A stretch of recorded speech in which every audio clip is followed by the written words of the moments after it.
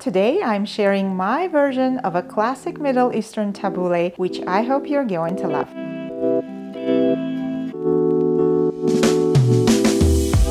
Every kind of tabbouleh comes with plenty of fresh herbs.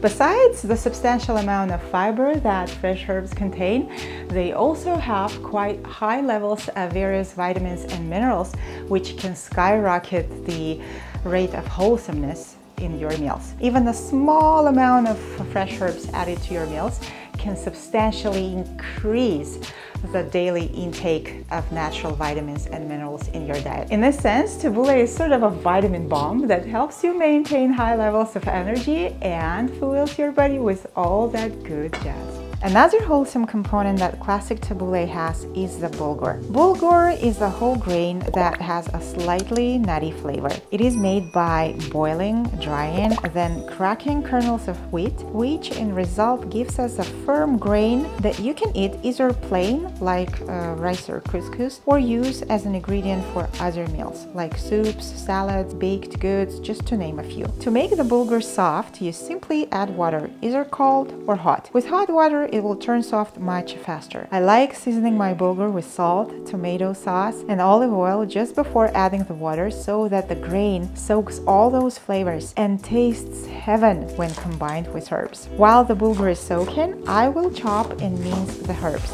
Beyond traditional parsley and mint, I like adding herbs like cilantro and dill, which makes my tabbouleh even more flavorful. Green onions certainly are a good addition too.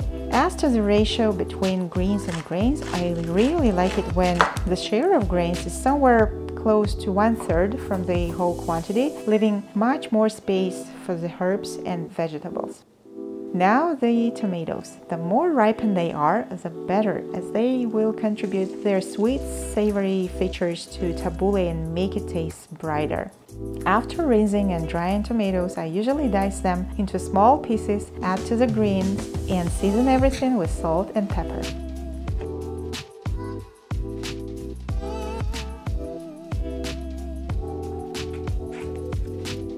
The next big step is adding the bulgur that has already softened. Break it with a wooden spoon to make it fluffy and gently fold into the herb mince. Carefully mix so that herbs are not smashed and add freshly squeezed lemon juice.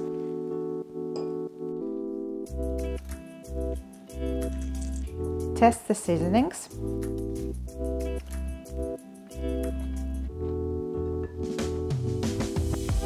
I typically miss a little more salt, which I am going to add just a couple of small pinches and then mix everything again. And then I will let it sit for about 10 minutes for flavor developing and enjoy. I like garnishing my tabbouleh with fresh leaves of mint rather than mincing the mint with the rest of the herbs, simply because mint is so much more delicate herb. And then sprinkle it with a few more drops of fresh lemon juice to make it sour, but this step is completely optional, of course.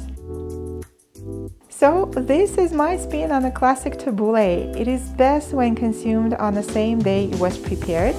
I hope you've enjoyed this video and could grab a couple of helpful ideas for you. Such a nice combination of all the flavors and seasonings, especially on this kind of hot summer day. Suggested ingredients and measurements are in the description below, so check them out. Thanks for being around today and join us next week for another flavorsome episode. Next time it won't be tabbouleh, I promise.